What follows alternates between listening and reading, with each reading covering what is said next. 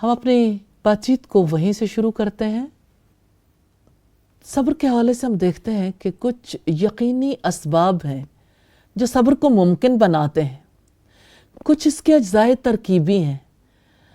کیا آپ جانتے ہیں کہ صبر کرنا کیسے ممکن ہوتا ہے؟ علم کے بعد وعدوں کا علم، وعیدوں کا علم، اور جو کام انسان نے کرنا ہے اس کام کے طریقہ کار کا علم، اور اس پر اللہ کی بشارتیں، اللہ سبحانہ و تعالیٰ کی بشارتیں۔ تو دو بنیادی چیزیں ہیں جس کی وجہ سے نیک اعمال پر عمل پیرا ہونے کا امکان پیدا ہو جاتا ہے، ایک علم ہے اور دوسرے عمل۔ تو یہ وہ دو بنیادی کام ہیں جو ہم سے مطلوب ہیں، اور انسان کا جسم ہی عمل نہیں کرتا، انسان کی زبان کا عمل بھی، انسان کے دل کا عمل بھی اہمیت کے حامل ہیں۔ تو جتنی دعائیں ہیں نا، یہ ساری دعائیں دل اور بدن کا علاج کرتی ہیں۔ ہر ایک علمی اور عملی جز رکھنے والی دعا ہے، نفع مند دعائیں ہیں۔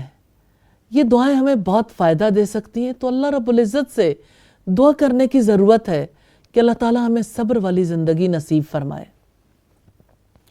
اللہ تعالیٰ ہمیں صبر کی سمجھ عطا فرمائے اور اپنے آپ کو جزا فضا سے روکنے کی توفیق عطا فرمائے۔ بے صبر انسان کے لیے زندگی میں ڈپریشن کے سوا کیا ہے؟ سورہ البقرہ کی آیت نمبر 45 میں الذین یظنون انہم ملاقو ربہم وانہم الیہ راجعون، اور صبر اور نماز سے مدد مانگو، یقیناً یہ مشکل کام ہے مگر خشوع کرنے والوں کے لیے نہیں۔ اسی طرح سورہ عمران کی آخری آیت ہے 200، جس میں فرمایا یا ایھا الذین آمنوا اصبروا وصابروا ورابطوا واتقوا اللہ لعلکم تفلحون۔ اے ایمان والو، صبر کرو، ایک دوسرے سے صبر کا مقابلہ کرو، ایک دوسرے سے رابطہ قائم رکھو، اور اللہ سے ڈر جاؤ، امید ہے کہ تم کامیاب ہو جاؤ گے۔ اسی طرح سورہ انفال کی آیت نمبر 15 میں فرمایا فَاصْبِرْ كَمَا صَبَرَ أُولُو الْعَزْمِ مِنَ الرُّسُلِ، پھر صبر کرو جس طرح سے عزم والے پیغمبروں نے صبر کیا، اور ان کے معاملے میں جلدی نہ کرو۔ تو ہم دیکھتے ہیں کہ صبر کی کئی اعتبار سے تقسیم ہے۔ حضرت علی سے جو تقسیم مروی ہے اس میں صبر کی 3 قسمیں ہیں۔ نمبر 1 مصیبت پر صبر ہے، نمبر 2 طاعات پر یعنی فرما برداری کے کاموں پر، اور نمبر 3 گناہوں پر صبر ہے۔ تو جو شخص مصیبت میں صبر کرتا ہے، اس کا اچھے طریقے سے سامنا کرتا ہے، اس کے لیے 300 درجات لکھے جاتے ہیں۔ 300، ایک درجہ بہت بڑی چیز ہے۔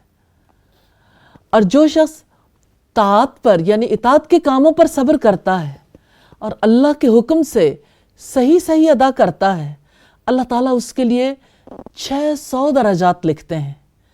اور جو شخص اللہ کے خوف سے اور اس کے ہاں نعمتوں کی امید پر گناہ کرنے سے باز رہتا ہے، اللہ تعالیٰ اس کے لیے 900 درجات لکھتے ہیں۔ اور میمون بن مہران لکھتے ہیں صبر کی 2 قسمیں ہیں، مصیبت پر صبر کرنا اچھا ہے، اور اس سے زیادہ اچھا افضل معصیت پر صبر کرنا ہے، یعنی اس سے باز رہنا ہے۔ مراد یہ ہے معصیت تو کوئی بھی افضل نہیں ہوتی، یعنی سب سے افضل عمل جو ہے معصیت سے رکنا ہے، نافرمانی سے رکنا ہے۔ یہ توشہ صابرین کی روایت حافظ ابن قیم کی کتاب ہے۔ اسی طرح سے صبر کی واجب 3 قسمیں ہیں۔ اللہ تعالیٰ کی اطاعت واجب ہے، اور اسی طرح سے جن مشروبات سے اللہ تعالیٰ نے روکا ہے، اور ذکر اور مباح چیزیں۔ تو حرام چیزوں پر صبر ہے، واجبات کی ادائیگی پر صبر ہے، اور عمومی طور پر جو مصائب انسان کو پیش آتے ہیں ان پر صبر ہے۔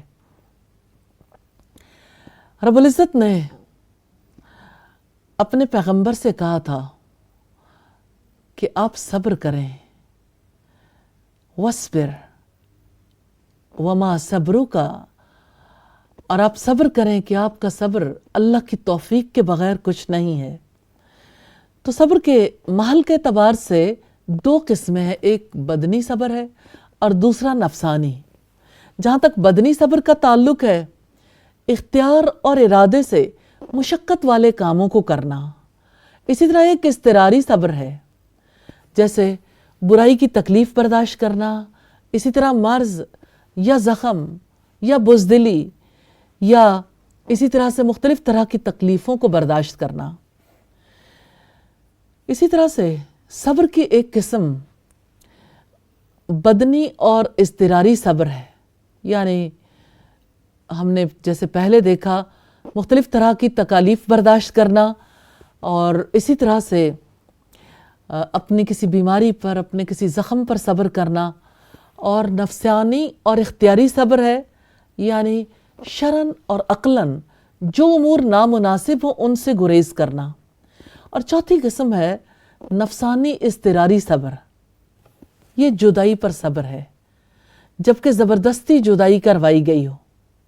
جیسے بندہ جب اس جہان سے جانے لگتا ہے تو اس کو صبر نہیں آتا، اور فرشتے آ کے اسے خوشخبری دیتے ہیں اور اسے جانے کے لیے تیار کرتے ہیں۔ تو صبر جو ہے بنیادی طور پر واجب ہے، اللہ کا حکم ہے، اور جیسا کہ سورۃ طور کی آیت نمبر 48 میں فرمایا، وَاصْبِرْ لِحُکْمِ رَبِّکَ، اپنے رب کے حکم سے صبر کرو، فَإِنَّكَ بِأَعْيُنِنَا، اب تو ہماری آنکھوں میں ہو۔ اسی طرح صبر کامیابی ہے اور صبر کا اجر بے حساب ہے، جیسا کہ فرمایا سورہ زمر کی آیت نمبر 10 میں، انما یوفی الصابرون اجرہم بغیر حساب، صبر کرنے والوں کو ان کا پورا پورا بدلہ بے حساب دیا جائے گا۔ اور سلیمان بن قاسم کہتے ہیں، صبر کا اجر بے حساب دیا جائے گا جیسے پانی موسلا دھار برستا ہے۔ اور دنیا کی امامت صبر اور یقین سے مشروط ہے۔ صبر اور یقین امامت تک پہنچوا دیتے ہیں، اور صبر کے مخالف اعمال سے منع کیا گیا۔ مثال کے طور پر جلدی نہ کرنے کا حکم دیا گیا، ہمت نہ ہارنے کا حکم دیا گیا، وَلَا تَهِنُوا وَلَا تَحْزَنُوا وَأَنْتُمُ الْأَعْلَوْنَ إِن كُنتُم مُؤْمِنِينَ، اور نہ تم ہمت ہارو، نہ غم کرو، تم ہی غالب رہو گے اگر تم مومن ہو۔ پھر صبر کرنے والوں کے لیے اللہ تعالیٰ کی مدد کا وعدہ ہے، یا ایھا الذین آمنوا استعینوا بالصبر والصلاۃ ان اللہ مع الصابرین، اے ایمان والو صبر اور نماز کے ساتھ مدد مانگو، یقیناً اللہ تعالیٰ صبر کرنے والوں کے ساتھ ہے۔ اور صبر کے لیے دیکھیے، نماز پر صبر ہے، مستقل مزاجی سے نماز میں خشوع و خضوع کے لیے صبر ہے، وقت کی پابندی کے لیے صبر ہے۔ کون ہے جو یہ صبر کر سکتا ہے؟ بیک آف مائنڈ پہ کیا ہے؟ کیسے ذہن سازی ہو؟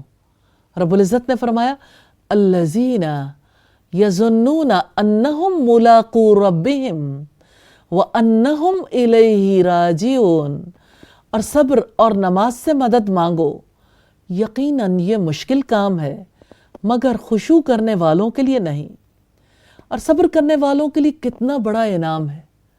حقیقت یہ ہے کہ اللہ تعالیٰ انسان کو آزمائش میں مبتلا تو ضرور کر کے رہتے ہیں، جیسا کہ فرمایا، وَلَنَبْلُوَنَّكُمْ بِشَيْءٍ مِّنَ الْخَوْفِ وَالْجُوعِ وَنَقْصٍ مِّنَ الْأَمْوَالِ وَالْأَنفُسِ وَالثَّمَرَاتِ وَبَشِّرِ الصَّابِرِينَ الَّذِينَ إِذَا أَصَابَتْهُمْ مُصِیبَةٌ قَالُوا إِنَّا لِلَّهِ وَإِنَّا إِلَيْهِ رَاجِعُونَ۔ اور ہم کسی قدر خوف سے، بھوک سے، مالوں، جانوں اور پھلوں کے نقصانات سے تمہیں ضرور آزمائیں گے، اور صبر کرنے والوں کو خوشخبری سنا دیں۔ وہ لوگ کہ جب ان پر مصیبت آتی ہے تو وہ کہتے ہیں، یقیناً ہم بھی اللہ تعالیٰ کے ہیں اور بلا شبہ ہم اسی کی جانب لوٹنے والے ہیں۔ ایسے ہی لوگوں پر ان کے رب کی طرف سے نوازشیں اور رحمتیں ہوتی ہیں، یہی لوگ ہدایت یافتہ ہیں، اور اللہ کی مدد اور نصرت صبر کرنے والوں کے ساتھ ہے، اور صبر کرنے والوں پر فرشتوں کا سلام ہے۔ اور یہ سلام اس دن ہوگا جب مومن جنت میں پہنچیں گے۔ سلام علیکم بما صبرتم، تم پر سلامتی ہو اس وجہ سے کہ تم نے صبر کیا۔ فنعم عقبی الدار، آخرت کے گھر کا یہ کتنا اچھا انجام ہے۔ ہم اپنی گفتگو کا سلسلہ جاری رکھیں گے ایک چھوٹی سی بریک کے بعد۔